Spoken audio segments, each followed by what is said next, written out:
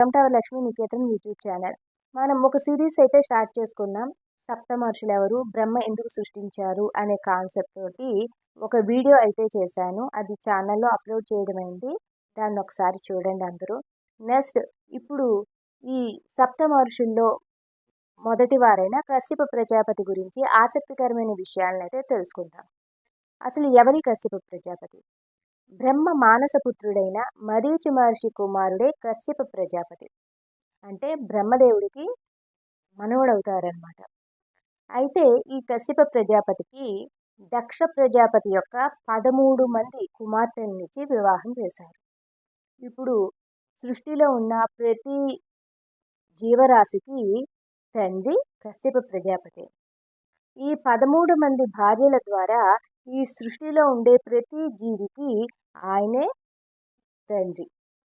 ఆయన అదితి ద్వారా దేవతల్ని, దితి ద్వారా రాక్షసుల్ని, వినతాదేవి వల్ల గరుడిని, కద్రువ వల్ల నాగుల్ని, ఇలా మిగిలిన భార్యలందరి ద్వారా గంధర్వులు, కిన్నెరులు, కింపురుషులు, దానవులు, గోవులు, చతుష్పాద జంతువులు అంటే 4 కాళ్ళతో నడిచే జంతువులు, భూతాలు, మొత్తం ఈ సృష్టిలో ఉన్న ప్రతి ప్రాణికి తండ్రి కశ్యప ప్రజాపతి. పురాణాల ప్రకారం మానవులకి గోత్రాలు ఉన్నాయి. అయితే ఈ గోత్రాలలో అతి ప్రాముఖ్యతమైన గోత్రం కాశ్యప గోత్రం. ఈ గోత్రాలు తెలియని వాళ్ళు ఎవరైనా ఒకవేళ మర్చిపోయిన వాళ్ళు ఉంటే వాళ్ళు పూజ చేసుకునేప్పుడు కశ్యప ప్రజాపతి అంటే కాశ్యప గోత్రం చెప్పుకొని పూజ చేసుకోవచ్చని పురాణాల్లో చెప్తున్నారు. అంటే ఒక విధంగా బ్రహ్మ ఈ సృష్టిని ఏర్పాటు చేసిన దాన్ని నడిచే విధంగా అన్ని రకాల జంతువులను, జీవజాలాలను సృష్టించమటుకు కశ్యప ప్రజాపతి. చివరికి చెట్లు, మొక్కలకి కూడా ఆయనే తండ్రి. ఇలాగా కశ్యప ప్రజాపతి ప్రతి జీవరాశికి తండ్రి. కశ్యప ప్రజాపతికి అతిథిదేవికి జన్మించిన వారే వామనుడు. ఇది దశావతారంలో ఒక అవతారం. ఎంత తపస్సంపన్నుడయ్యాడంటే ఆయనే రామావతారంలో దశరథుడుగాను, కృష్ణావతారంలో వసుదేవుడుగాను కూడా ఆ పరమాత్మకి జన్మనిచ్చేంత గొప్ప తపస్సును కశ్యప ప్రజాపతి చేశారు.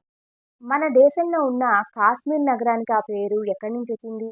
కశ్యపుని వల్ల. కశ్యపుడు ఒకసారి ఆ ప్రాంతానికి వెళ్ళినప్పుడు అక్కడ ఉన్న ఒక రాక్షసుడిని తన తపశక్తి ద్వారా అక్కడి నుంచి పంపించివేశారు. అందుకని ఆ ప్రాంతానికి కశ్యప నగరి అని పేరు వచ్చింది. అది రాను రాను తర్వాత కాలంలో కాశ్మీరుగా మారింది.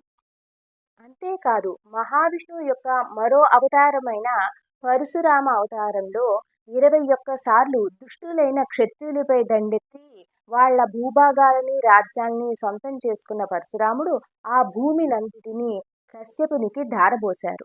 అంటే దానం చేశారు. కశ్యప ప్రజాపతి పరశురామునితోటి నాకు దానం చేసిన స్థలంలో నువ్వు ఉండకూడదు అని చెప్పిన వెంటనే పరశురాముడు నేటి కేరళ ప్రాంతానికి వెళ్ళారని చరిత్రలో, పురాణాల్లో కనబడుతుంది. కశ్యప ప్రజాపతి గొప్ప ఋషి, జ్ఞాని మాత్రమే కాదు, వైద్యుడు కూడా. ఆయన రచించిన కశ్యప సంహిత అనే భాగం ఆయుర్వేదంలో అతి ముఖ్యమైనది. అంతేకాదు పిల్లలకి బాలారిష్ట దోషాలు తొలగించడానికి, గర్భిణులకి ఎటువంటి వైద్యం చేయాలి అనేది ఈ కశ్యప సంహిత అనే భాగంలోనే రచించబడింది. అందుకనే ఈ భాగం ఆయుర్వేదంలో అతి ముఖ్యమైన భాగంగా నేటికి విరాజిల్లుతోంది. ఈ విధంగా కశ్యప ప్రజాపతి బ్రహ్మ సృష్టిలో తన వంతు బాధ్యతని నిర్విరామంగా నిర్వహిస్తూ సప్త ఋషుల్లో మొదటి వ్యక్తిగా అలరారుతున్నారు. ఇలాంటి ఆసక్తికరమైన ఇంట్రెస్టింగ్ విషయాలకి, కథలకి లక్ష్మీ నికేతనం ఛానల్ని సబ్స్క్రైబ్ చేసుకోండి. లైక్ చేయండి, షేర్ చేయండి, కామెంట్ చేయండి.